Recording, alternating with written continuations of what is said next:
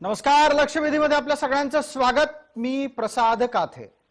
Corona काळाच्या नंतर सर्वसामान्य माणूस आपल्या खिशाला लागलेला खार कमी करायचा प्रयत्न करत असताना त्याला एकाच वेळेला दोन बाजूंनी थपडा बसलाय। एका बाजूला आहे वीज दरवाढ, दुसऱ्या बाजूला आहे इंधन दरवाढ। महाराष्ट्रामधल्या वीज दरवाढीच्या मुळे घरोघरी येणारी बिलं ही तिपटीने फुगली आहेत, तर दुसऱ्या बाजूला इंधन दरवाढीमुळे सर्वसामान्यांच्या गरजेच्या वस्तूंच्या किमती वाढत चाललेल्या आहेत।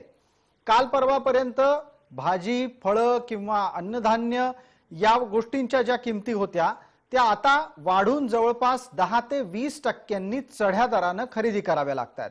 वीज दरवाढीच्या बाबतीत 3 महिन्यांपासून सुरू असलेला हा मुद्दा अद्याप तरी सुटायचं नाव घेत नाहीये।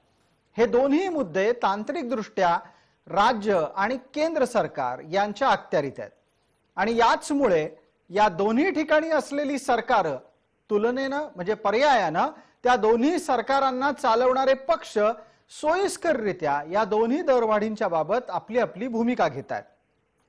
आजच्या दिवशी महाराष्ट्रामध्ये या दोन्हीही दरवाढीच्या विरोधात आंदोलन करण्यात आली, पण गंमत पहा, मवियानं वीज दरवाढीच्या विरोधात आंदोलन केलं नाही आणि भाजपानं महाराष्ट्रातल्या वीज दरवाढीच्या विरोधात आंदोलन करत असताना पेट्रोल आणि इंधन दरवाढीच्या बाबतीत मात्र मिठाची गुळणी धरलेली दिसते। एकूणात काय तर जे सत्तेत आहेत त्यांना आपल्या सत्तेतल्या सर्वसामान्यांच्यासाठी अडचणीच्या ठरणाऱ्या मुद्द्यांवर जणू काही बोलायचंच नाहीये। भारतीय जनता पार्टीकडे इंधन दरवाढीच्या विरोधात मुद्दे नाहीयेत असं म्हटलं तर कदाचित ते हास्यास्पद ठरेल, कारण ज्या वेळेला भारतीय जनता पार्टी विरोधी पक्षामध्ये होती त्यावेळेला पेट्रोल, डिझेल, गॅस अशा सर्व प्रकारच्या दरवाढीच्या विरोधात रस्त्यावर अभिनव पद्धतीने आंदोलन करत होती। हीच कथा मवियातल्या पक्षांची आहे। महाराष्ट्रामध्ये दीर्घकाळ पक्षात आणि त्याचबरोबर सत्तेत राहून ज्यांना अशा प्रकारच्या दरवाढींकडे दुर्लक्ष करायची सवय होती त्यांना आता रस्त्यावर उतरून आंदोलन करण्याच्यासाठीची कसरत करावी लागते। शिवसेनेनं आजच्या दिवसभरामध्ये संपूर्ण राज्यभरात पेट्रोल दरवाढीच्या विरोधात आंदोलन केलं। पेट्रोल, डिझेल, गॅस अशा प्रकारच्या इंधन दरवाढीच्या विरोधात शिवसेनेनं याही पूर्वी अभिनव आंदोलन केलेली आहेत। आता त्यांना सत्तेत राहून पुन्हा तशीच आंदोलन करायची वेळ आली आहे। पण मवियाला सुद्धा वीज दरवाढीच्या संदर्भात भूमिका घ्यायची नाहीये। ऊर्जा मंत्री या नात्यानं नितीन राऊत वीज दरवाढ कशी गरजेची आहे आणि यातून सर्वसामान्यांना वीज बिल भरण्याच्या शिवाय इतर कुठलाही मार्ग नाही असं सांगत असले तरी दुसऱ्या बाजूला हा मुद्दा सर्वसामान्यांच्यासाठी अत्यंत जाचक बनलाय हे खरंय। थोडक्यात सर्वसामान्यांना जाचक ठरणारे दोन्ही मुद्दे जसेच्या तसे आहेत आणि त्यावर सोयीचं राजकारण सुरू झालंय।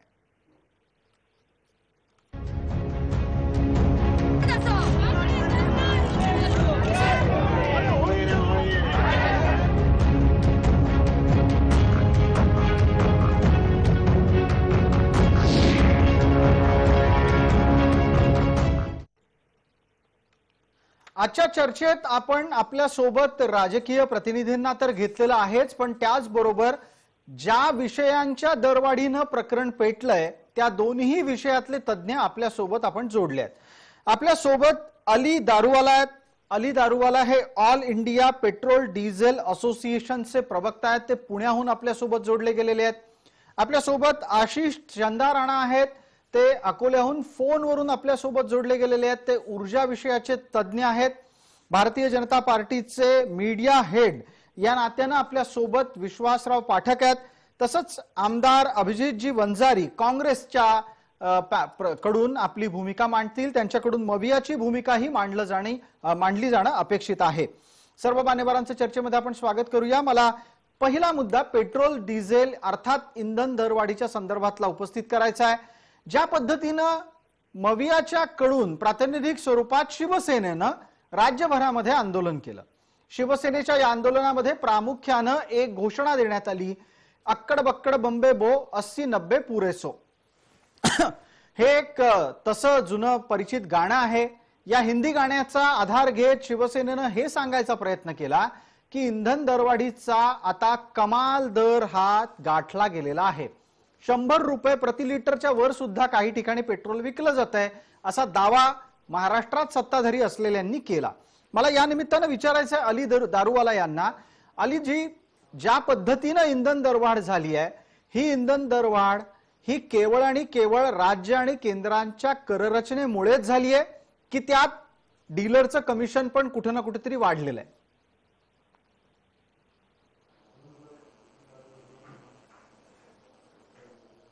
यामध्ये मी तुम्हाला हे क्लिअर करू इच्छितो का या टोटल दरवाढीमध्ये पेट्रोल डीलर असोसिएशनचं आणि आमचे डीलर लोकांचा कमिशन याला कारणीभूत नाही। हे जे दरवाढ झाली हे 2-3 कारणांनी झाली। एक तर ओपेक यांची जे ते घाण राजकारण जे म्हणतात त्यांनी जे बॅरल दाबवलेले आहे, त्यांनी लॉकडाऊन नंतर जे बॅरलचं उत्पादन वाढवायचं होतं त्यांनी ते उत्पादन वाढवलेलं नाही। त्याबद्दल कधी कोणीही बोललं नाही। आपल्याला आपण आज 56, 57, 58 रुपये डॉलर बॅरल घ्यायला तयार आहे, पण आपल्याला डॉलर देऊन सुद्धा आपल्याला बॅरल्स भेटत नाही। तो एक मुद्दा आहे। डीलर कमिशन हा नव्हे। सेकंड थिंग जे आहे ते आहे टॅक्सेस मध्ये 2 प्रणाली आहे। एक आहे वॅट जे महाराष्ट्र शासन घेतो, दुसरा आहे एक्साइज जे केंद्र सरकार घेतो। हे 3 गोष्टींचं तुम्ही कधी कॉम्बिनेशन केलं तर हे आपल्याला पेट्रोल आणि डिझेलच्या दरवाढीला इफेक्टिव्ह राहतो। अगदी अलीजी, आपण तपशीलवार जी माहिती दिली त्या निमित्तानं काही छोटे छोटे प्रश्न आहेत आणि सर्व प्रेक्षकांना आपण या निमित्तानं एक सांगू इच्छितो किंवा त्यांच्या लक्षात आणून देऊ इच्छितो की मुळात इंधनाचे दर ठरतात कसे याची चर्चा आपण पुढच्या टप्प्यात करूच। तत्पूर्वी एक अत्यंत महत्त्वाचा मुद्दा अलीजी आपण उपस्थित केलात की डॉलर देऊन सुद्धा बॅरल मिळत नाहीयेत। म्हणजे थोडक्यात काय तर जे कच्चं तेल भारताला हवं आहे ते डॉलर देऊनही मिळत नाहीये आणि ओपेक राष्ट्रांचं हे एक महत्त्वाचं राजकीय पाऊल आहे।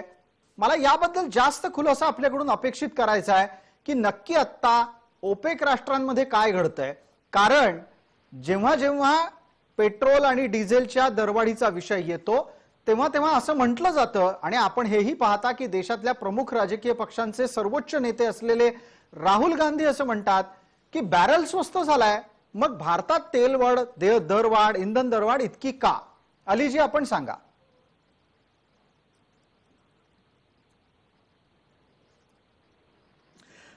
जेव्हा लॉकडाऊनच्या आगामी काळात मार्चच्या अगोदर डेली प्रोडक्शन बॅरलचा 8 बिलियन बॅरल्स पर डे होता। ते लॉकडाऊनमुळे जेव्हा सेल संपलं आणि त्याला उठाव नव्हता त्यांनी ते $4 बिलियन बॅरल्स पर डे ला त्यांनी आणलं। ते 4 बिलियन वरनं ते 2 बिलियन बॅरल्स पर डे ला आणलं। पण जेव्हा हे मार्केट उघडलं आता सर्वसाधारण 70 to 80% वरती मार्केटची मागणी परत आलेली आहे। ओपेकनी आपला हे तोटा भरून काढण्यासाठी हे त्यांनी उत्पादन वाढवलेलं नाही। हे जे लिमिटेड बॅरल्स जास्त रेट हे जे त्यांचं समीकरण आहे हे लोकांच्या कधीच समजलं नाही आणि त्यांनी समजून दिलं सुद्धा नाही। इथं आपण शासनाच्या मागे लागलोय, रेट कमी करा, केंद्र सरकारने केलं सुद्धा, पण हे मेन रिझन आहे बॅरलचं त्यांनी उत्पादन वाढवलेलं नाही। जे त्यांचं जे भरपाई करायची त्यांना हे त्याचं आर्टिफिशियल शॉर्टेज क्रिएट करून त्यांना त्यांची भरपाई करून घ्यायची आहे। अगदी अलीजी, आपण अत्यंत महत्त्वाची माहिती दिलीत। पेट्रोल आणि डिझेलच्या दरवाढीच्या बाबत ही चर्चा कायम देशपातळीवर होत असते आणि आपल्या या कार्यक्रमाच्या निमित्तानं त्या विषयाच्या थेट ग्राहकांपर्यंत आणि त्याचबरोबर आमच्या सर्व प्रेक्षकांपर्यंत ही माहिती पोहोचतेय, ज्याच्यावर एकदा पुनरुक्तीद्वारे लक्ष देणं गरजेचं आहे। अली दारूवाला हे ऑल इंडिया पेट्रोल डिझेल असोसिएशनचे प्रवक्ता आहेत, त्यामुळे त्यांनी दिलेली माहिती ही ग्राह्यच मानायला हवी, हे सर्व प्रेक्षकांनी लक्षात घ्यावं। त्यांनी काय सांगितलं तर तेल उत्पादक देशांनी सध्याच्या काळात त्यांच्या क्षमतेच्या पेक्षा कमी प्रमाणात तेलाचं उत्पादन सुरू केलेलं आहे। हे तेलाचं उत्पादन त्यांनी का कमी केलं तर कोरोना काळात मागणी घटली होती। मागणी घटल्यानंतर सुद्धा वाढीव उत्पादनातून जो त्यांना तोटा झाला होता तो तोटा त्यांना भरून काढायचा आहे आणि म्हणून जगाला जितक्या मोठ्या प्रमाणात आता तेलाची गरज आहे तितकं तेल हे खाणीतून काढलंच जात नाही, त्याचं उत्खनन होत नाहीये। परिणाम स्वरूप बऱ्याच ठिकाणी चढ्या दराने तेलाची खरेदी करावी लागते किंवा गरज असताना सुद्धा तेलाचा पुरेसा पुरवठा होत नाहीये. अलीजी, मला वाटतं मी ज्या पद्धतीने ही सगळी तपशीलवार माहिती दिली ती बरोबर असेल आणि माझ्या समजण्यात काही चूक झाली नसेल, तसंच प्रेक्षकांच्याही समजण्यात या निमित्तानं काही चूक होऊ नये. अलीजी, बरोबर आहे सगळं?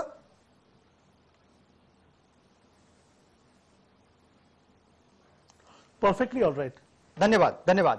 आपण हे सगळं यासाठी चर्चेला घेतोय कारण बऱ्याचदा भावनेच्या आहारी जाऊन इंधन दरवाढ असेल किंवा इतर कोणत्याही मुद्द्यावर राजकीय पक्ष आपापली भूमिका घेत असतात आणि ही आपापली भूमिका व्यक्त करत असताना ते त्यांचं सोयीचं राजकारण करतात.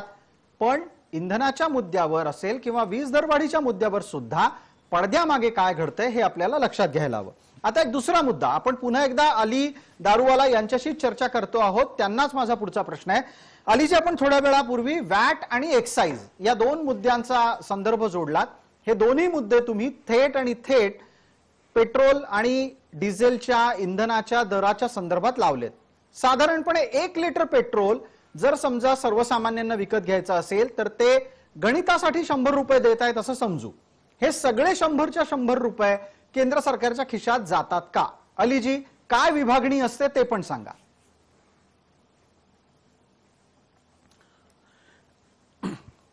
केंद्र सरकारचं सांगण्याचं ठरलं इथं तर कधी 100 रुपीज तुम्ही नाही का रेट धरून चला, त्यामध्ये 30-40 रुपीज लँडेड कॉस्ट म्हणजे जे पंपावर आलेला पेट्रोलचा दर 40 रुपीज कधी आपण 40 रुपये धरलं तर उरलेले 60 रुपये जे आहे ते टॅक्सच्या माध्यमातून लोकांकडनं गोळा केलेले जातात. म्हणजे हे 60 नाही, मी हायपोथेटिकल फिगर तुम्हाला सांगतोय. आणि हे 60 रुपये मधून 40 जे आहे 40 to 35 रुपीज हे सेंट्रल गव्हर्नमेंटचे आहे, 20 to 25 रुपीज हे स्टेट गव्हर्नमेंटचे वॅटच्या माध्यमातून आहे. हे टोटल प्रणाली तुम्ही कधी जोडलं तर ते फक्त टॅक्स कंपोनंट म्हणून हे धरलं गेलं तर ते चुकीचं ठरणार नाही. अगदी अलीजी, खूप खूप आभार. आपण अत्यंत स्पष्टपणे या कार्यक्रमाच्या माध्यमातून प्रेक्षकांना ही गोष्ट स्पष्ट केलीत की आंतरराष्ट्रीय बाजारात काय घडतंय तेलाच्या बाबत, त्याचा आपल्याकडे काय परिणाम होतो. दुसरा त्यातला एक महत्त्वाचा मुद्दा की मुळात पेट्रोलच्या साठी तुम्ही जेवढी किंमत मोजता तो सगळा पैसा केंद्राला जातो असं नाही. आता या निमित्तानं चर्चेला पुढे नेऊयात. आपल्या सोबत विश्वासराव पाठक आहेत. विश्वासराव, माझा आवाज आपल्यापर्यंत येतोय अशी अपेक्षा बाळगतो. आता मग थेट एक प्रश्न आपल्यासाठी की इंधन दरवाढीच्या निमित्तानं सुरू झालेल्या राजकीय भूमिकेत आता खऱ्या अर्थानं जर समजा कोणाला सवलत द्यायची असेल तर ती राज्य सवलत कशी देऊ शकतं?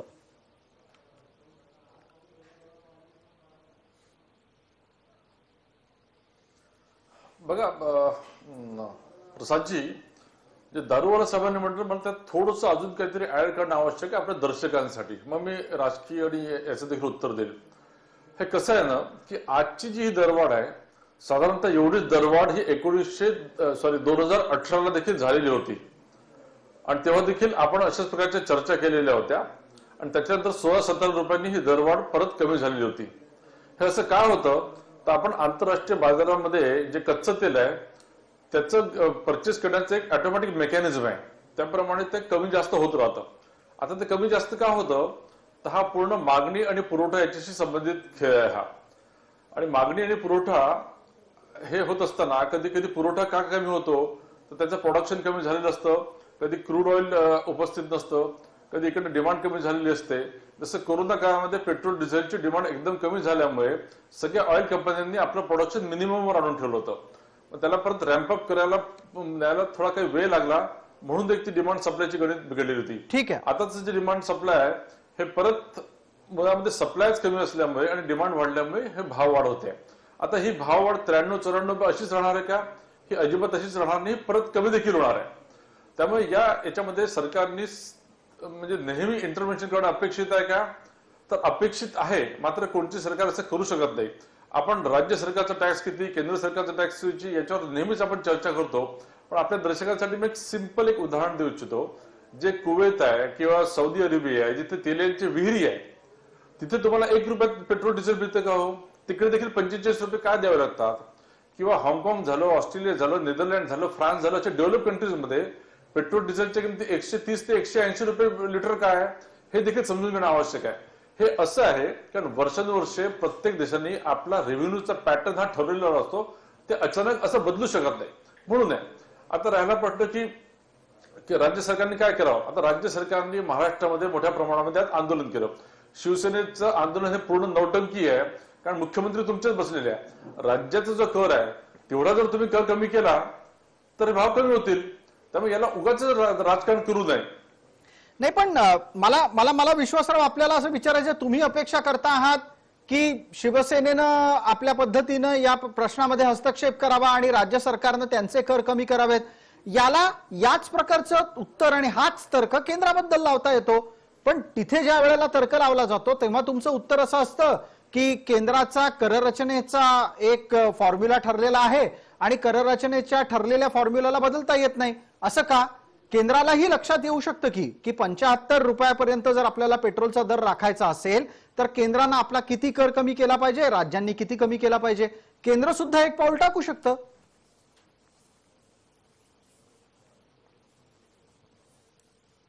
नक्कीच टाकू शकतो. आणि केंद्राने आणि राज्यांनी, जेव्हा देवेंद्र फडणवीस सरकार होतं आणि केंद्रामध्ये मोदींचं सरकार होतं, 2.5 रुपयाचे दोनदा कमी केलेले आहे. त्यामुळे जेव्हा करणं अपेक्षित आहे करू शकतात, केंद्र नक्कीच करतं. मात्र कोरोना काळामध्ये ऑलरेडी आपला जो वित्तीय तूट आहे ही 9.5% गेलेली आहे. त्यामुळे आज केंद्राला असं करणं अफोर्ड करू शकत नाही, इव्हन राज्य देखील करू शकत नाही. हे शिवसेनेने समजून घ्यायला पाहिजे, आम्ही देखील समजून घेतलेलं आहे. जसं आता तुम्ही जो दुसरा आंदोलनाचा विषय घेतलेला आहे विजेचा, हा विजेचा अगदी विजेच्या आंदोलनावर आपण येऊ. विजेच्या आंदोलनावर आपण येऊ. आता पेट्रोलच्या निमित्तानं जी चर्चा सुरू आहे, तुम्ही असं म्हणता की प्राप्त परिस्थितीमध्ये ना राज्याला हे शक्य आहे ना केंद्राला हे शक्य आहे. हे जर तुम्हाला मान्य असेल तर मग राज्यांनी आपल्या करातला काही हिस्सा सोडून द्यावा अशी अपेक्षा का बाळगली जाते?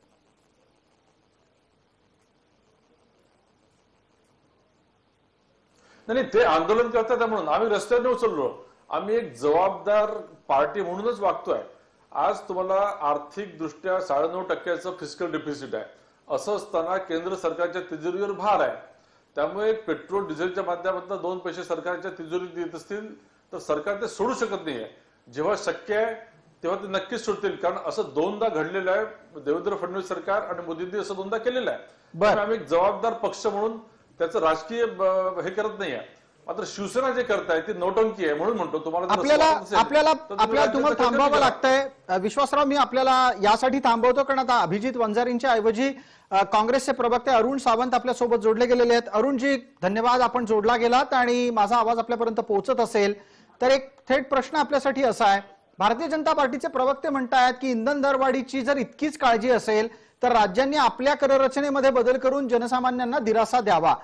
हाच प्रश्न म्हणजे हा मुद्दा त्यांनी जेव्हा मांडला तेव्हा मीच त्यांना प्रश्न विचारला होता की मग हाच नियम केंद्राला का लागू होत नाही. तुम्ही त्या पुढची भूमिका मांडावी अशी अपेक्षा आहे. अरुणजी, हे पहा, भारतीय जनता पार्टी आणि त्यांचे प्रवक्ते हे आपली जबाबदारी झटकण्याचा प्रयत्न करीत आहेत. त्यांनी ज्याप्रमाणे आता उत्तर दिलं त्याच्यातून हे सिद्ध होतं की भारतीय जनता पार्टीला जनतेबद्दल कोणत्याही प्रकारची आस्था राहिलेली नाही. केंद्रामध्ये भारतीय जनता पार्टीचं सरकार असताना सुद्धा त्यांनी अनेक प्रकारचे सरचार्जेस लावलेले आहेत. आज जर आपण पाहाल तर आंतरराष्ट्रीय बाजारपेठेमध्ये तेलाच्या ज्या किमती त्या घसरलेल्या आहेत, तरी सुद्धा यांचे जे काही डिझेल आणि पेट्रोलचे दर आहेत ते दर दिवशी वाढतच चाललेले आहेत. हा सर्व पैसा जातो कुठे? जनतेसाठी हा पैसा वापरला जात नाही. कोणत्याही प्रकारची मदत आज केंद्रामार्फत राज्य सरकारला दिली जात नाही. तरी सुद्धा आज भारतीय जनता पार्टीचे प्रवक्ते असं म्हणत आहेत की महाराष्ट्र सरकारने ही जबाबदारी घ्यावी. मग केंद्र सरकार काय करणार आहे? मग केंद्र सरकार काय करत आहे तिथे बसून? अगदी केंद्र सरकार काय करतंय हा प्रश्न आपण चर्चेत घेतलेलाच आहे. पण त्याचबरोबर अरुण सावंत, आपण एक अत्यंत महत्वाचा मुद्दा उपस्थित केलात की पेट्रोल आणि डिझेल किंवा सरसकट इंधनांच्या विक्रीतून जो पैसा येतो तो पैसा जनसामान्यांसाठी वापरला जातो का, यावर विश्वासराव पाटकांचं उत्तर लगेच घेणं अपेक्षित आहे. पण तत्पूर्वी अली दारूवाला यांनाही या कररचनेच्या संदर्भात काही बोलायचं आहे. एकदा त्यांचं म्हणणं ऐकू आणि एकत्रितरित्या विश्वासरावांना बोलायची संधी देऊयात. अलीजी, आपण बोला.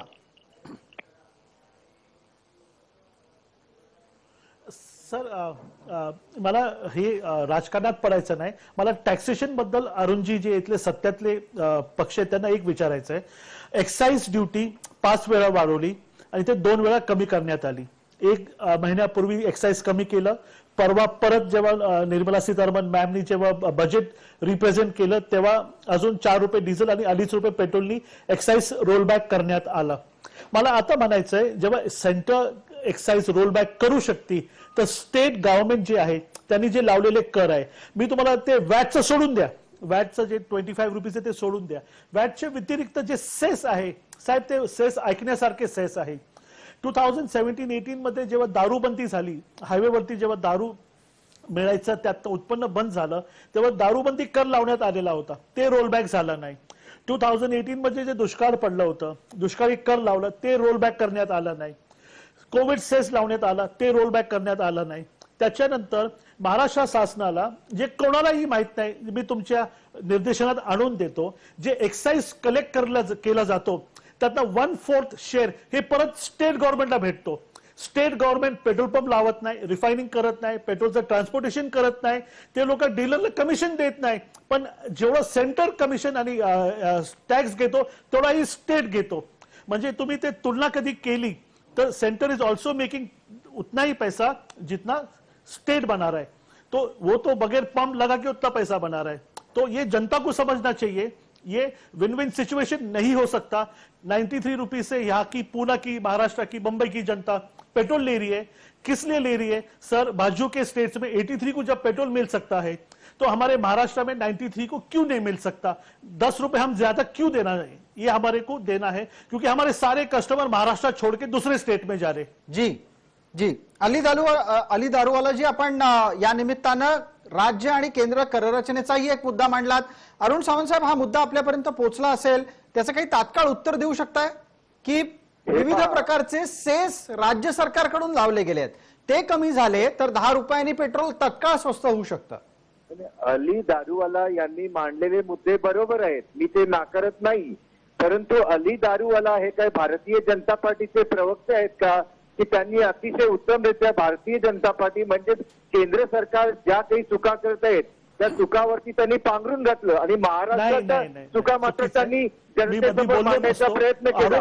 महाराष्ट्राची जनता सर्व काही जाणते असं ते म्हणाले. आता सावंत साहेब, अली दारूवाला यांचा परिचय आपल्याला करून देतो. ते कुठल्याही राजकीय पक्षाचे प्रतिनिधी नाही आहेत. अली दारूवाला हे पेट्रोल आणि डिझेल डीलर्स असोसिएशनचे प्रवक्ता आहेत. त्यामुळे कररचनेच्या निमित्तानं त्यांनी भूमिका मांडताना त्यांची वेदना त्यांनी शेवटच्या वाक्यात दिली. ते म्हणाले की शेजारच्या राज्यात पेट्रोल स्वस्त मिळतंय, त्यांचा ग्राहक निघून चाललाय. मला हे म्हणायचंय, त्यांचा ग्राहक निघून चाललाय याची चिंता त्यांना आहे, परंतु याची चिंता मात्र त्यांना नाही की आज केंद्र सरकार मार्फत कच्च्या तेलाच्या किमती कमी झाल्या असताना सुद्धा जी लूट चालू आहे त्या लुटीबद्दल आवाज केव्हा उठवणार हे लोक? ही लूट त्यांना दिसत नाही का? फक्त महाराष्ट्र सरकारने लावलेले सेस त्यांना दिसण्यात आले. सावंत साहेब, त्याचंही उत्तर त्यांच्याकडे आहेच आणि थोड्या वेळापूर्वी त्यांनी ते दिलं होतं. अलीजी, आपल्याला आपल्या संदर्भात जे आक्षेप नोंदवले गेले त्यावर काही बोलायचं असेल तर आपल्याला संधी देतो. साहेब, 5,500 पेट्रोल पंप मालक आणि चालक या स्टेटमध्ये आहे. साहेब, बॉर्डरवरती लोक बॅरल घेऊन येतात, बाहेरच्या राज्यातून पेट्रोल भरतात, महाराष्ट्रामध्ये येऊन ते वापरतात. साहेब, फक्त आणि फक्त सेस हे केंद्र शासन जेव्हा 83 ला देऊ शकतो, महाराष्ट्रामध्ये आमची सत्ता जी आम्ही ज्यांना वोट करून आणले माननीय उद्धव साहेब ठाकरे, आम्ही त्यांना विनंती करतो, आम्ही भांडण करत नाही. साहेब, आमचे जीवन मरणाचा प्रश्न आहे, तुम्ही प्लीज तुम्ही नाही वाढू कमी करू शकले तर ऍटलीस्ट ऍट पार तरी आम्हाला हे तुम्ही रेट्स करून द्या. साहेब, अली दारूवालाजी, आपण जो मुद्दा उपस्थित केलाय त्यानिमित्तानं मला सांगा, महाराष्ट्राच्या आसपास किंवा महाराष्ट्राच्या सीमेला लागून असलेल्या राज्यांमध्ये पेट्रोल आणि डिझेलचे दर काय आहेत? कोणत्या ठिकाणी सर्वाधिक स्वस्त पेट्रोल आत्ताच्या घडीला सीमावर्ती राज्यांमध्ये मिळतंय आणि म्हणून आपला ग्राहक परराज्यात जाऊन पेट्रोल भरून येतो आणि महाराष्ट्रात वापरतो? साहेब, आपल्या बाजूला गुजरातमध्ये साहेब ही काही लपलेली गोष्ट नाही. साहेब, गोवामध्ये 10 रुपये स्वस्त आहे, एमपी आपल्या बाजूला आहे, तिथं तर डिझेल तुम्ही विचारू नका, 60-70 रुपयाला डिझेल भेटतोय. बाजूला गुजरात, तिथं पेट्रोल डिझेल स्वस्त आहे. साहेब, आपल्या महाराष्ट्रामध्येच का एवढं महाग आहे? साहेब, प्लीज तुम्ही 1-2 सेस कमी करा. आमच्या जीवनमानाचा प्रश्न झालाय. जसं शेतकरीचा आम्ही आत्महत्या एका काळी ऐकायचो, तसे पंपवाले आत्महत्या करायला सुरुवात करतील. सर, अली दारूवाला यांनी अत्यंत भावनिक होऊन हे आवाहन केलंय आणि त्याच निमित्तानं त्यांनी मध्य प्रदेश, गुजरात, गोवा या तीनही राज्यांमध्ये इंधनाचे दर काय आहेत तेही सांगितलं. सावंत साहेब, आपलं काही उत्तर?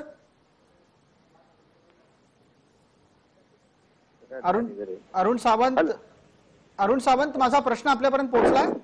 जरा पुन्हा एकदा सांगा. बर, अरुण सावंत साहेब, आता थोड्या वेळापूर्वी अली दारूवाला यांनी सांगताना दोन महत्वाच्या गोष्टी अधोरेखित केल्या.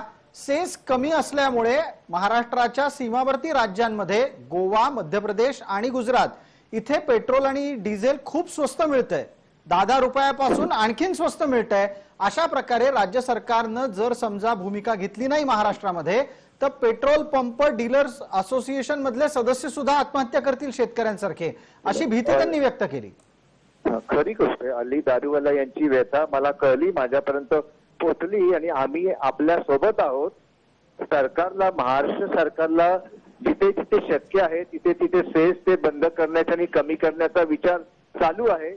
आता योग्य वेळ आल्यावरती याच्यावरती योग्य तो निर्णय सुद्धा घेतला जाईल. परंतु सध्याचं जर आपण बोलाल तर सध्या या कोरोनाच्या परिस्थितीत तरी ते शक्य दिसत नाहीये, परंतु भविष्यात याच्याबद्दल विचार जरूर होईल. अच्छा, सध्या तरी कोरोनाच्या काळामध्ये हे शक्य होत नाहीये असं अरुण सावंतांनी आपल्याला सांगितलंय. धन्यवाद. आता याच निमित्तानं विश्वास पाटकांना विचारूयात. विश्वासराव, राज्य सरकारला जर कोरोना काळामध्ये आत्ताच्या घडीला इंधनाचे दर कमी करता येणार नसतील तर त्याच्यावरचा दुसरा कुठला तोडगा आहे?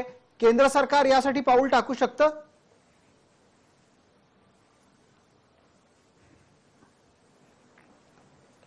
नाही, मला एक अर्थशास्त्राचा विद्यार्थी म्हणून असं वाटतंय की सध्या केंद्र सरकारला आणि राज्य सरकारला दोघांनाही त्यांच्या ट्रेझरीवर प्रचंड प्रमाणामध्ये ताण आहे. हा ताण काही दिवस ग्राहकांना देखील सोसावा लागेल अशीच ही परिस्थिती आहे. मात्र जेव्हा हे जे ऑटोमॅटेड प्राइस व्हेरिएशन सिस्टम आहे हे दर परत कमी होणार आहे. ज्या दिवशी प्रोडक्शन वाढेल, अमेरिकेतलं वाढेल, इराकचं वाढेल, कुवेतचं वाढेल, रशियातलं वाढेल, डिमांड सप्लाय परत इक्वेशन जेव्हा स्टेबलाइज होईल त्या प्राइसेस परत कमी होतील. मी सर्व दर्शकांना आश्वस्त करू इच्छितो की 2018 मध्ये पेट्रोल डिझेलचे दर जवळजवळ एवढेच झालेले होते, ते 16-17 रुपयांनी कमी झाले. त्यामुळे तिथे मी काही केंद्र सरकार म्हणून त्याचं क्रेडिट घेत नाहीये. ही ऑटोमॅटेड सिस्टम आहे ती तशीच होणार आहे. आणि आता राहिला प्रश्न की कच्च्या तेलाचे दर कमी झाले असताना तुम्ही कमी का नाही केले? सावंत साहेब, आपल्या माहितीसाठी दर कमी नाही झाले, दर वाढतातच आहे. एक मुद्दा मी तुम्हाला सांगतो की 2014 विश्वासराव, हे फार बरं झालं आपण चर्चेत हा मुद्दा आणलात. मला विश्वासराव या निमित्तानं विचारायचं आहे की क्रूड ऑइलचे अर्थात कच्च्या तेलाचे जागतिक पातळीवरचे दर सातत्यानं कमी होत आहेत, पण केंद्र सरकार मात्र पेट्रोलचे दर कमी करत नाही. या प्रचाराला, आणि हा प्रचार करणारे व्यक्ती कोणी छोटा मोठा व्यक्ती नाहीये, दस्तूर खुद्द राहुल गांधींकडून अशा प्रकारची वक्तव्य होत आहेत. याच्या मागची सत्य असत्यता आपल्याला सांगता येईल का? सावंत साहेबांनाही आपण त्या चर्चेमध्ये घेऊच. सामावून थोड्या वेळापासून पूर्वीपासून आपल्या सोबत आशिष चंद्राणा जोडले, ते ऊर्जा विषयाचे तज्ज्ञ आहेत म्हणून आता आपण त्यांना सहभागी नाही केलंय, पण इतर इंधनाच्या संदर्भातली ही जी चर्चा सुरू आहे त्याला आपण पुढे नेतोय. विश्वासराव, जरा एकदा कळू द्यात की आंतरराष्ट्रीय बाजारात तेलाचे दर चढे कधीपासून सुरू झाले, त्याचा आपल्याकडे काय परिणाम दिसायला लागला?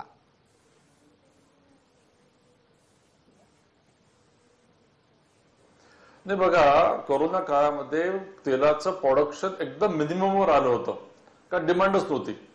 कोरोना संपल्यानंतर म्हणजे कोरोनाचा प्रभाव कमी झाल्यानंतर हळूहळू इकॉनॉमी रिवायवल व्हायला लागली, डिमांड एकदम वाढली. डिमांड एकदम वाढल्यामुळे तुमच्याकडे ऑइल नसल्यामुळे त्याची किंमत वाढते. आता किमती वाढतात आणि कमी होतात तेव्हा लागलीच गव्हर्नमेंटचं इंटरव्हेन्शन करून सारखं पैसे कमी करणं हे कोणत्याही सरकारला तसंच शक्य नसतं. इव्हन तुम्ही इतर देशांमध्ये जरी बघितलं ही सेम परिस्थिती आहे, तिथे देखील त्यांचे भाव वाढतात आहे. मात्र आता मला तरी वाटतं की जनतेला हे काही काळ सोसावं लागेल. या प्राइसेस कमी झाल्यानंतर हे रेट परत कमी होणार आहेत. जनतेला काही काळ हे सोसावं लागेल, काही काळ हे सोसावं लागेल. हे विश्वासराव, प्रॅक्टिकली म्हणणं सोपं आहे, प्रत्यक्षात आणणं खूप अवघड आहे. अरुण सावंत, याची जाणीव जनतेला झालेली असावी आणि जनतेच्या त्यानिमित्तानं येणाऱ्या चिडलेल्या प्रतिक्रिया तुमच्यापर्यंत पोहोचत असाव्यात. जरी भारतीय जनता पार्टीचे प्रवक्ते आज इथे असं म्हणत असले की काही काळ ही कळ सहन करा, हे कितपत अशक्य आहे आत्ताच्या घडीला सामान्यांसाठी? केंद्र सरकारने जर मनात आणलं तर हे सेस ती थांबवू शकते, जे वाढीव दर आहेत ते थांबवू शकते. परंतु केंद्र सरकारचं एकच धोरण आहे की लुटीचं धोरण, जेवढं आणि जिथून जिथून शक्य होईल तिथून जनतेला वेगवेगळ्या मार्गांनी आपण लुटत राहा, आणखीन आपली गंगाजळी भरत राहणे हेच फक्त केंद्र सरकारचं सध्या धोरण दिसत आहे. कारण आपण पाहाल तर गेली कित्येक जसं गोव्याला 10 रुपयांनी कमी आहे पेट्रोलचे दर, महाराष्ट्रात ते होते. तुम्ही केंद्र तुमचं सरकारची सोडा ना. मदत मिळत असते हे आपण लक्षात घ्या. म्हणून तिथे त्यांनी पेट्रोल आणि डिझेलचे दर हे कमी हा केलेले एक आहेत. महत्वाचा मुद्दा वारंवार चर्चेत येत असतो आणि त्यानिमित्तानं अरुण सावंत जी आपण काढलेल्या मुद्द्यालाच आपण उत्तर मागूया. 2 प्रमुख मुद्दे अरुण सावंतांनी उपस्थित केले. एक, महाराष्ट्राला जीएसटीचा पैसा मिळत नाही. 2, महाराष्ट्राच्या कडून घेतल्या गेलेल्या पैशाचा विनियोग खरंच जनहितासाठी होतो का? विश्वासराव, दोन्ही मुद्द्यांवर आपल्याकडून उत्तर हवंय.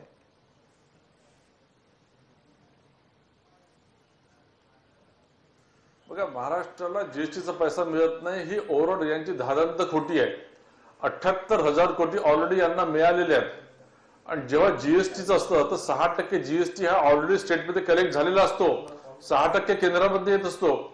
आणि जीएसटीची किती 10, 12, 15 हजार एक डिस्प्युटेड जरी अमाऊंट असली तरी मी सावंतांना म्हणतो की तुमचं 4 लाख कोटीचं बजेट आहे महाराष्ट्राचं, त्याचं नियोजन काय? त्यामुळे हे जीएसटी करून हे आपल्या अपयशावर पांघरून घालण्याचा प्रयत्न करतात आहे. ठीक, विश्वासराव आणि अरुण सावंत या दोघांनाही विनंती आहे की आपल्याला एका छोट्या जाहिरातीच्या विश्रांतीसाठी थांबणं भाग आहे. याचबरोबर आपल्या सोबत असलेले आशिष चंदाराणा आणि अली दारूवाला यांनाही विनंती आहे, आपण लवकरच परत येतोय. काही काळाची ही छोटीशी विश्रांती, सर्व प्रेक्षकांनी कुठेही जाऊ नका, लगेचच परत येतोय.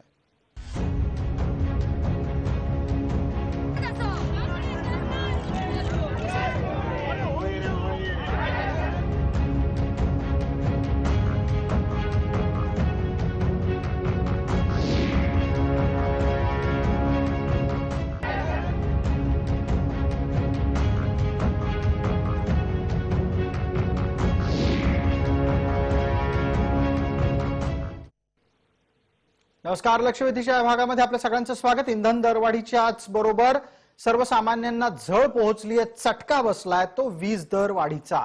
आणि या बाबतीत मविया सरकार एक पाऊल मागे आहे.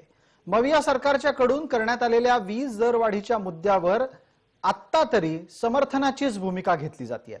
इतकं कमी की काय, तर राज्यामध्ये 74 लाख वीज ग्राहकांना नवी आलेली बिलं भरली नाहीत तर वीज तोडली जाईल अशा प्रकारच्या सूचना देण्यात आलेल्या आहेत. आणि याच्या विरोधात भारतीय जनता पार्टीनं आज महाराष्ट्रामध्ये ठिकठिकाणी आंदोलन केलं. या निमित्तानं राज्याचे माजी ऊर्जा मंत्री चंद्रशेखर बावनकुळे यांची प्रतिक्रिया आली आणि त्यांचा प्रतिवाद केला तो विजय वडेट्टीवार यांनी. 5-5 हजार कोटी रुपयाच्या निर्णयाकरता तुम्ही 4 कोटी जनतेला अंधारात आणणार आहे, ही मोगलशाही आहे. आणि म्हणून मला वाटतं की आम्ही आंदोलन करतोय आणि हे तीव्र होणार आहे. हे तर आज तालुक्याच्या कार्यालयावर आहे, उद्या जिल्ह्यात होईल, महाराष्ट्र आंदोलन होईल.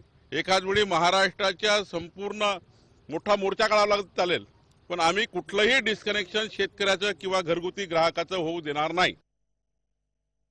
एकीकडे डिझेल पेट्रोलच्या कच्च्या तेलाचे भाव वाढत असताना, कमी झाले असताना डिझेल पेट्रोलचे भाव एवढ्या मोठ्या प्रमाणात का वाढलेत, दर वाढलेत? आज पेट्रोल 100च्या घरात गेलाय, डिझेल हा 85च्या जवळपास पोहोचलाय आणि आजच्या दिवशीच 25 रुपये गॅसवर भाव वाढवले. मग सगळ्या जीवनावश्यक वस्तूंचे दर वाढवायचे आहेत, डिझेल पेट्रोल महागाई वाढवायची आणि दुसरीकडे मात्र MSEBीच्या इलेक्ट्रिकच्या बिलामध्ये सवलत द्या म्हणून मोर्चे काढायचे. तर अशा प्रकारच्या वीज बिल दरवाढीच्या निमित्तानं सुरू झालेल्या राजकारणाच्या मागचं राजकारण काय आहे ते समजून आपण आता या भागामध्ये घेणार आहोत. आपल्या सोबत आशिष चंदाराणा जी आहेत. आशिष जी, माफ करा, पहिल्या भागामध्ये पेट्रोलचा विषय असल्यानं मी दीर्घकाळ आपल्याला तिष्ठत ठेवलं, पण आता आपला विषय आहे, ज्या विषयाचे तुम्ही पूर्णतः अधिकारवाणीनं बोलू शकणारे तज्ज्ञ आहात, तो विषय आपल्यापर्यंत मी घेऊन येतोय. आशिष जी, माझा आवाज आपल्यापर्यंत येतोय? अगदी. आशिष जी, आपल्याला थोडं मोठ्या आवाजात खणखणीत स्वरूपात बोलावं लागेल, कारण तुमचा आवाज माझ्यापर्यंत नीट पोहोचत नाहीये. मला एका गोष्टीचं उत्तर आपल्याकडून असं लागेल की वीज दरवाढीच्या निमित्तानं ज्या पद्धतीची बिल वसुली सुरू झालेली आहे ती कायदेशीर आहे का? मला प्रश्न परत सांगाल का जरा? जी, मी प्रश्न आपल्याला असा विचारला की वीज बिल ज्या पद्धतीनं लागू झालेली आहेत त्या वीज बिलांची वसुली कायदेशीर आहे का? नक्कीच. जर आपण कायद्याच्या परिभाषेने बघितलं तर कोणतेही थकबाकी ही विजेचे देयक भरल्यानंतर त्याची जी मुदत असते ती मुदत संपल्यावर सुद्धा जर भरले नाही तर 15 दिवसाची नोटीस देऊन वीज पुरवठा खंडित करण्याचा अधिकार हा वितरण परवानेधारक कंपनीला आहे. अगदी, म्हणजे तुमच्या लेखी थकबाकी वसुलीचा संपूर्ण अधिकार संबंधित कंपन्यांना आहे. मग आता पुढचा मुद्दा असा उपस्थित राहतो की थकबाकी जन्माला येण्याची कारणं बरोबर आहेत का?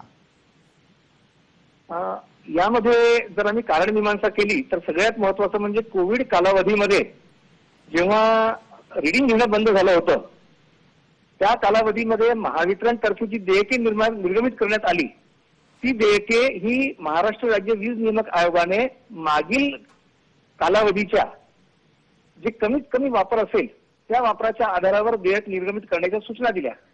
वास्तविक पाहता मुळात आयोगाच्या आदेशामध्येच चूक होती. महाराष्ट्रामध्ये वेगवेगळ्या भागामध्ये सीझनल कन्झम्पशन पॅटर्न असतो आणि उन्हाळ्यामध्ये वापर हा जो वर्षभराचा वापर असतो त्याच्या तुलनेने दुप्पट किंवा अडीचपटच्या जवळपास असतो. तर याऐवजी वीज नियामक आयोगाने मागील वर्षाच्या त्या महिन्याच्या वापराचं देयक निर्गमित करण्याचे जर आदेश दिले असते तर ती सरासरी योग्य झाली असती. परंतु वीज नियामक आयोगाने मागील 3 किंवा 6 महिन्याच्या कालावधीतलं जे लोएस्ट रिडिंग आहे त्याप्रमाणे लॉकडाऊनच्या काळात बिल निर्गमित करा असे आदेश दिल्याने ग्राहकांना थंडीच्या कालावधीतल्या देयकातलं सगळ्यात कमी युनिटचं बिल त्या अनुषंगाने संपूर्ण उन्हाळ्याभर देयकं निर्गमित झाली. आणि त्याच्यानंतर जेव्हा रिडिंग घ्यायला सुरुवात झाली तर रिडिंगमध्ये अॅक्युमुलेटेड प्रमाणात खूप मोठे युनिट जमा झाले होते. कारण उन्हाळ्यामध्ये सहसा विदर्भ सारख्या भागामध्ये आणि इतरही महाराष्ट्रात हा वीज वापर खूप वाढतो एसी आणि कूलर्समुळे आणि त्याप्रमाणे त्या कालावधीचं युनिट कन्झम्पशन सुद्धा वाढतं. परंतु लोकांना त्या कालावधीत कमी बिलं येत होती आणि लोकांनी ती सहर्ष स्वीकारली आणि नंतर एकदम जेव्हा रिडिंग घ्यायला सुरुवात झाली तेव्हा खूप मोठे देयकं ग्राहकांना मिळू लागली. अच्छा, जर वीज नियामक आयोगाने कोविड-19 साठी प्रॅक्टिस डायरेक्शन इश्यू करताना मागील वर्षाच्या याच कालावधीच्या सरासरीप्रमाणे देयके द्या असे जर निर्देश दिले असते तर ते जास्त योग्य झाले असते. आता यात आपण एक गोष्ट सुचवली की प्राप्त परिस्थितीमध्ये वीज नियामक आयोगाच्या आदेशातच दोष होता. विश्वासराव, याच्यामध्ये आदेशाच्या आयोगात दोष असेल तर राज्य सरकारला त्यात सुधारण्याची संधी होती का? आयोगाने आदेश दिलाय म्हणजे तो अंमलात आणलाच पाहिजे इतक्या सरधोपटपणे त्याच्यावर अंमलबजावणी सुरू झाली आहे?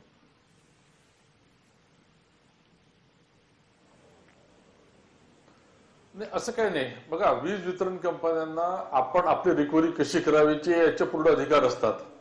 यांनी काय केलं की कोविड पिरियडमध्ये हिवाळ्यातलं जे क्वार्टर होतं, हिवाळ्यातली जी तिमाही होती त्याची सरासरी घेतली त्यांनी आणि उन्हाळ्याच्या तिमाहीला लावली की, आणि त्या तिमाहीमध्ये कोरोनामुळे लोक घरामध्ये बसल्यामुळे त्याचं कन्झम्पशन देखील मोठ्या प्रमाणामध्ये वाढलं. कन्झम्पशन मोठ्या प्रमाणामध्ये वाढल्यामुळे स्लॅब्स देखील लोकांच्या बदलल्या. 100 युनिट कन्झम्पशन ज्याच्याकडे होतं ते 110 मध्ये गेले, त्यामुळे 100 ते 200 स्लॅब त्याला लागू झाल्या, त्यामुळे देखील बिलं वाढले. आता या सगळ्या गोष्टी सरकारला, महावितरण कंपनीला आधीच अँटिसिपेट करणं अपेक्षित होतं आणि त्याप्रमाणे पावलं घेणं आवश्यक होतं. आणि तेव्हा त्यांनी मग मला विश्वासराव, आपण असंही सांगा की प्राप्त परिस्थितीमध्ये जर वीज बिल वाढू द्यायचं नसेल तर मग वीज वितरण कंपनीनं काय करणं अपेक्षित होतं?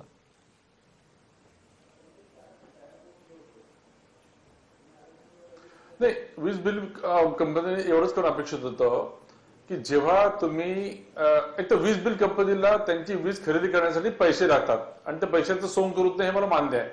आणि पैसे त्यांना मिळण्याचे फक्त 2च सोर्स आहेत, एक तर ग्राहकांकडनं. मात्र बायबाप ग्राहक जेव्हा अडचणीत असतो तेव्हा त्याचा टाहो हा सरकारकडे फोडला जातो आणि त्या केसमध्ये MBRCच्याच नियमाप्रमाणे, रेल्वे पॉवरच्या रेग्युलेशन प्रमाणे सरकार 108च्या डायरेक्शन देऊन तेवढे पैसे कंपन्यांना देऊ शकतं. आज अपेक्षा काय की 8 ते 10 हजार कोटी महावितरण कंपनीला जर सरकारकडनं आपल्या बजेटमध्ये जर मिळाले तर हा प्रॉब्लेम सॉल्व्ह होतो. पण तुम्हालाही विश्वासराव माहिती आहे परिस्थिती काय आहे, तुमच्यापासून काही परिस्थिती लपून राहिलेली नाही, तरी पण तुम्ही राज्य सरकारला डिवचण्यासाठी असं म्हणणार का की त्यांनी वीज कंपन्यांना पैसे द्यावेत?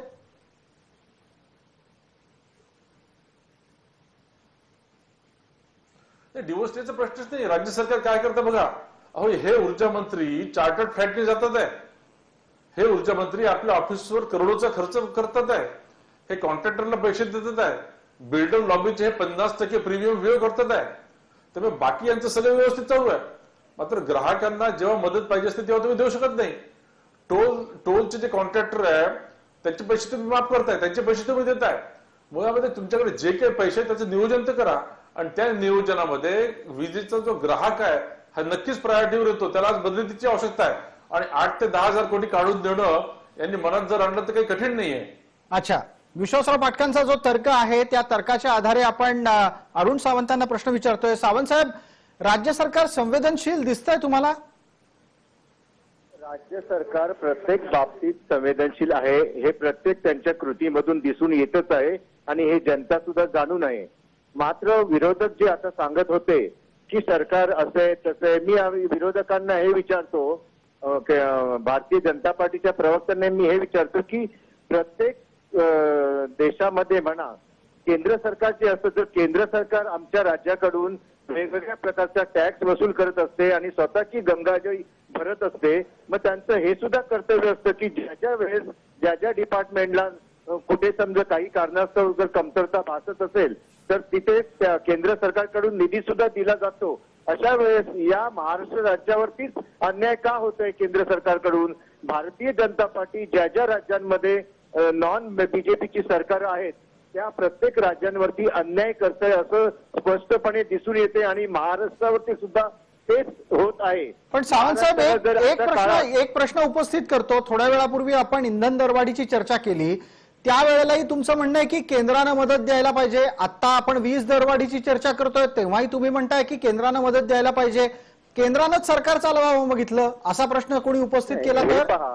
हे पहा, आज या महाराष्ट्राकडून आणि खास करून मुंबईकडून संपूर्ण देशाला जो काही वित्त पुरवठा होत असतो त्यातील जवळजवळ 60% हिस्सा मुंबई देत असते, आमचा महाराष्ट्र देत असतो. मग का आम्ही मागू नये हे आपण आम्हाला सांगावं, आणि जनतेला सुद्धा आपण सांगावं की का मागू नये आम्ही केंद्र सरकारकडे मदत. बर, आपण जो एक तांत्रिक मुद्दा उपस्थित केला त्याच्या संदर्भात आशिष चंद्र राणा यांच्याकडून पहिल्यांदा वस्तुस्थिती काय असू शकते याची माहिती घेऊ आणि मग राजकीय उत्तर घेऊ या मुद्द्याचं. आशिषजी, हा एक नेहमीच्या चर्चेतला अतिशय आवडता असा बचाव आहे की मुंबई सर्वाधिक कर देते, मग मुंबईनी सोयी सुविधा केंद्राकडून मागितल्या तर त्यात चुकतंय कुठं? विजेच्या संदर्भात केंद्र सरकारच्याकडून अशा प्रकारचा हस्तक्षेप अपेक्षित आहे का, शक्य आहे का? तर विजेच्या संदर्भात निश्चितच याच्यामध्ये हस्तक्षेप अपेक्षित नाही, आणि कायद्यात तशी तरतूद सुद्धा नाही. वीज कायद्याच्या तरतुदीप्रमाणे प्रत्येक राज्याचं जे नियामक आयोग आहे ते विजेचे दर सुनिश्चित करतं, आणि त्या दराच्या आधारावरच विजेच्या कंपनीचा वहिवाट चालतो. संपूर्ण महत्वाचा मुद्दा असा आहे की वीज कंपन्यांचे जे दर असतात हे सर्व खर्चाच्या आधारावर, आणि वीज कंपन्यांची जी गुंतवणूक आहे त्याचा परतावा हे मिळून दर निश्चित होतात. त्याच्यामुळे कुठेतरी शासकीय यंत्रणेचे सुद्धा हे अपयश आहे. महाराष्ट्रामध्ये जे विजेचे दर सर्वाधिक आहेत संपूर्ण देशात, त्याच्यामध्ये महाराष्ट्रातली जी वीज कंपनी आहे आणि त्याला जी राबवणारी शासकीय यंत्रणा आहे, हे सर्वांचं सामूहिक अपयश म्हणावं लागेल वीज दराच्या बाबतीत. एक अत्यंत महत्वाचं निरीक्षण आपण मांडलं. थोड्या वेळापूर्वी आपण जितक्या ठामपणे ही भूमिका दिली होती, समोर आणली होती की थकबाकी वसूल करण्याचा अधिकार कंपनीला आहे, तितक्याच ठामपणे आशिष चंद्र राणा यांनी सांगितलं की विजेचे दर कमी करण्यासाठी केंद्राचा हस्तक्षेप कायद्यात नाही, तसं होणं अपेक्षित नाही, तसं करणं शक्य नाही. आता दुसरा एक महत्वाचा आपण मुद्दा उपस्थित केलात की महाराष्ट्रात देशात सर्वाधिक वीज महाग आहे. विश्वासराव, या निमित्तानं तुम्ही सांगा, आता तुमच्याकडून मी राजकीय उत्तर अपेक्षित करतोय, पण त्या राजकीय उत्तराला देत असताना आपण सर्वसामान्यांच्या भावना लक्षात ठेवा. केंद्राकडून मदत येऊ शकत नाही हे कायद्यानं जरी फेटाळलं असलं तरी कायद्याच्या पलीकडे जाऊन सामान्यांच्या हितासाठी पावलं राजकारणात टाकली जातात.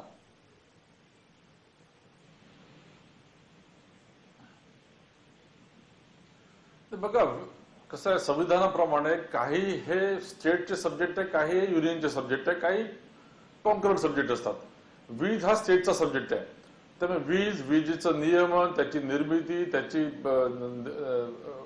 डिस्ट्रीब्युशन हे सगळं राज्याचं असतं. राज्याला त्याची ती बॅलन्स शीट आपली सांभाळायची असते, म्हणून केंद्राकडनं या बाबतीत पैसे येऊ शकत नाही. आता दुसरा मुद्दा असा की महाराष्ट्र केंद्राला खूप मोठ्या प्रमाणामध्ये पैसे पाठवतं. त्याचं कारण असं आहे की महाराष्ट्रामध्ये ट्रॅडिशनली अनेक कंपन्यांचे रजिस्टर्ड ऑफिसेस महाराष्ट्रामध्ये आहे. रजिस्टर्ड ऑफिसेस महाराष्ट्रामध्ये असल्यामुळे त्याची नोंद महाराष्ट्रात नव्हते. पैसे जास्त जातात का? नक्कीच जास्त जातात. और त्याचा फॉर्म्युला ठरलाय जीएसटीच्या माध्यमातून. 42% जे आपण आधी 36% होतं, आता 42% केंद्रात राज्यांना येतं. बरं. त्या फॉर्म्युलाप्रमाणे ते पैसे येत राहतात.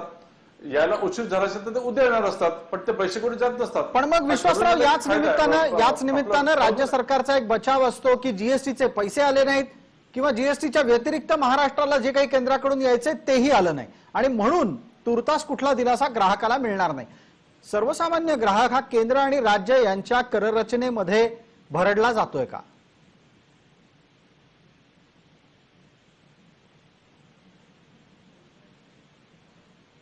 मला विचारलं प्रसादजी? जी बिलकुल बिलकुल, विश्वासराव आपल्यालाच विचारलंय.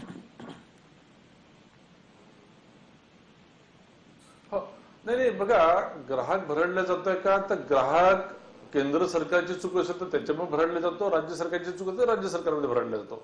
कधी कधी वस्तुस्थिती वेगळी असते. आता आशिषजीने जो मुद्दा मांडला की महाराष्ट्रातली वीज सगळ्यात जास्त महाग आहे, तर ती महाग असू शकते, तिला आपण स्वस्त देखील करू शकतो. आज दिल्लीमध्ये वीज सगळ्यात स्वस्त काय आहे? कारण शेवटी विजेसाठी पैसे कोणीतरी देणं अपेक्षित असतं. सरकार त्याला डायरेक्ट सबसिडी देत आहे, त्यामुळे तिथली वीज स्वस्त आहे.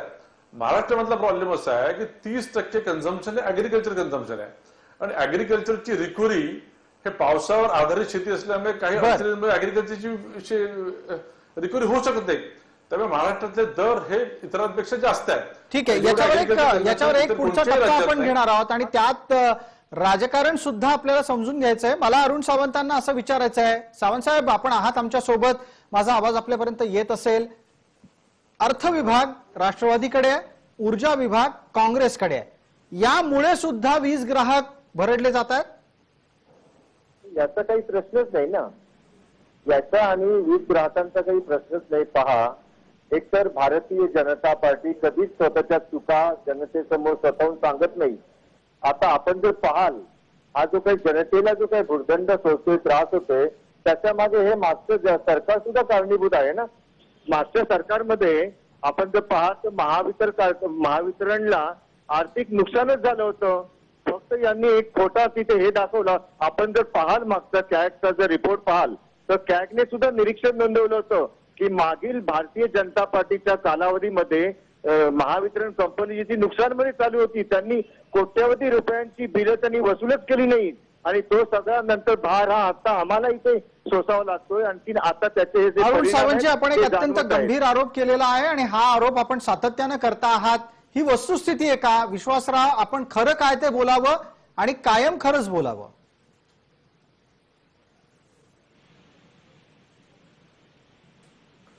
कायम खरंच बोलावं आणि खरं बोलायच्या आधी थोडासा अभ्यास करून बोलावं, एवढंच मी सावंत साहेबांना सांगतो. जर आमच्या वेळेस थकबाकी होती तर 2014ला देखील आम्हाला आंदोलनामध्ये 30,000 कोटीची थकबाकी आलेली होती. महाराष्ट्रामध्ये ऍग्रिकल्चर रिकव्हरी हा मोठा नेहमी विषय राहिलेला आहे. आमच्या वेळेची थकबाकी आम्ही नाकारतो का? अजिबात नाकारत नाही आहे.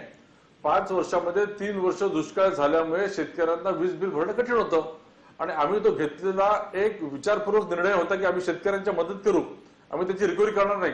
हे जरी असलं तरी महावितरण कंपनी आम्ही पूर्णपणे व्यवस्थित चालवली. महावितरण कंपनीचे बॅलन्स शीट बघा, बॅलन्स शीट मध्ये कंपनीने इन्कम टॅक्स भरलेला आहे. एखादी कंपनी रिकव्हरी आली नाही याचा अर्थ येणारच नाही असं नसतं, ती रिकव्हरी करायची असते आणि ती होत असते. जरी आमची ऍग्रिकल्चर रिकव्हरीचं थकबाकी वाढली तरी आम्ही बाकीच्या माध्यमातून पैसे रेज करून आम्ही पुढे गेलो. आज महाराष्ट्र सरकारला मोठ्या प्रमाणामध्ये कर्ज घेण्याची मुभा आहे. तुम्ही कर्ज घ्यायला काय घाबरताय? कर्ज घ्यायला का घाबरतात असा एक तर्क आहे भारतीय जनता पार्टीकडून. वीज दरवाढीच्या चर्चांमध्ये तो दिला जातो. काँग्रेस म्हणते की थकबाकी आमच्या डोक्यावर सोडून गेलात, भारतीय जनता पार्टी म्हणते कर्ज घ्या. या मुद्द्यांच्या पलीकडे जाऊन एक जी ताजी घडामोड वीज संदर्भात झालेली आहे त्याच्यावर आशिष चंद्राणा यांना बोलतं करूया. आशिषजी, कृषी पंपांचे हजारो कोटी रुपये थकबाकी आहे, त्यात मोठ्या प्रमाणात माफीची घोषणा झालेली आहे. ही माफीची घोषणा ही वस्तुस्थिती आहे की त्याबाबत ग्राहकांना सजग राहून काही प्रश्न उपस्थित करणं गरजेचं आहे? तर सर्वप्रथम मी हे सांगण्यापूर्वी एक तुमच्या निदर्शनास आणू इच्छितो की ही जी थकबाकी फार मोठ्या प्रमाणात झालेली आहे याच्या मागचं महत्वाचं कारण म्हणजे माननीय ऊर्जा मंत्र्यांनी जी घोषणा केली होती की आम्ही घरगुती ग्राहकांसाठी वीज बिल माफ करण्याचं पॅकेजवर वर्क करतोय. त्याच्यामुळे सुद्धा महाराष्ट्रात शेकडो ग्राहकांनी, त्या भरोश्यावर राहून हजारो ग्राहकांनी, लाखो ग्राहकांनी पैसे भरले नाही आहेत आणि तो एकदा लोकांना आस लागली होती की त्यांचं बिल कुठेतरी शासनाकडनं अनुदानाच्या स्वरूपात मिळणार आहे आणि नंतर ते नाकारलं गेलं. त्याच्यामुळे हा थकबाकीचा प्रश्नाने व्यापक स्वरूप घेतलेला आहे. अन्यथा हे स्वरूप इतकं मोठं नसतं. बर दुसरा मुद्दा, शेतकऱ्यांच्या थकबाकीच्या बाबतीत सध्या जी योजना आणलेली आहे तर त्या योजनेचा प्रत्यक्ष अंमलबजावणी करून ती कशी पुनर्वास नेता येईल हा एक महत्वाचं चॅलेंज महावितरण कंपनी पुढे आहे. कारण शेतकऱ्यांना त्यांच्या थकबाकीवरचं व्याज किंवा इतर जे आकार रद्द करून मिळत आहेत, मुळात जर वस्तुस्थितीचा अभ्यास जर केला तर शेतकऱ्यांची थकबाकी ही वास्तविक थकबाकीच नाही इतक्या मोठ्या प्रमाणात. महाराष्ट्रामध्ये शेतकऱ्यांची रिडिंग कधीच घेतले जात नाहीत. कोणत्याही गावात रिडिंग होत नाहीत. जवळपास 50% मीटर हे म्हणजे ग्राहक हे मीटर लावलेले आहेत आणि 50% ग्राहक हे अनमीटर्ड आहेत. बर आणि मीटर लावले जे ग्राहक आहेत त्याच्यापैकी सुमारे 95% ग्राहकांचे मीटर हे वर्किंग नाहीत, नॉन फंक्शनिंग आहेत.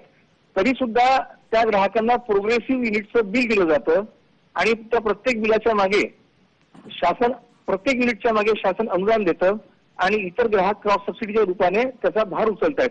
ही खूप मोठी शोकांतिका आहे की महाराष्ट्रात जी चोरीला जाणारी वीज आहे, काही लोक चुकीच्या माध्यमातून विजेचा वापर करतात आणि पैसा भरणं टाळतात आणि त्या सगळ्या चोरीच्या माध्यमांची वीज खऱ्या चोऱ्यांना न भरता वितरणची गळती कमी दाखवण्यासाठी वीज वितरण कंपनीतर्फे शेतकऱ्यांची विक्री जादा दाखवून ऍडजस्ट केली जाते बर आणि ते शेतकऱ्याची आता थकबाकी म्हणून याच दिसते. निमित्तानं वेळेची मर्यादा आहे म्हणून आपल्याला थांबवलं. मी पटकन अरुण सावंतांना एक संधी देतो. सावंत साहेब, जर समजा ग्राहकाला दिलासा द्यायचा असेल तर वितरणातली गळती कमी करून सुद्धा ग्राहकाला दिलासा देता येऊ शकतो. जाणकारांनी इथे तसं मत व्यक्त केलेलं आहे. अगदी बरोबर आहे. मी आपल्या मताशी सहमत आहे. खरी ही गोष्ट, आपण जर वीज चोरी म्हणा की ही गळती म्हणा जर थांबवली तर खरोखरच आपण ग्राहकांना त्याचा लाभ भविष्यात देऊ शकतो. खरं आहे. आणि याच्याकरता शासनाने सुद्धा योग्य ती पावलं उचलली पाहिजेत आणि माझ्या मते यावेळेस जे महाविकास आघाडीचे सरकार आहे याच्यावरती काम करत आहे. आपण असं म्हणताय की महाविकास आघाडी याच्यावर काम करते. जाता जाता एक पटकन उत्तर विश्वासराव पाटकांकडून. विश्वासराव, सद्यस्थिती काय आहे?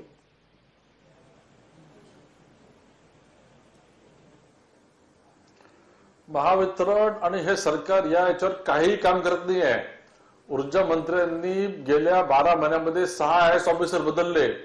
एक डेडिकेटेड यांच्याकडे ऊर्जा सचिव देखील अजूनपर्यंत नाही आहे. हे केवळ पैसे खाण्याच्या मागे लागलेले, यांचं खात्याकडे अजिबात लक्ष नाही आहे आणि खरा प्रॉब्लेम तो आहे. ठीक आहे. हे आरोप लहान मुलगा सुद्धा मान्य करणार नाही. अच्छा, हे आरोप लहान मुलगा सुद्धा मान्य करणार नाही. वीज ग्राहक मान्य करतील की नाही ते आपल्याला तपासून पाहावं लागेल.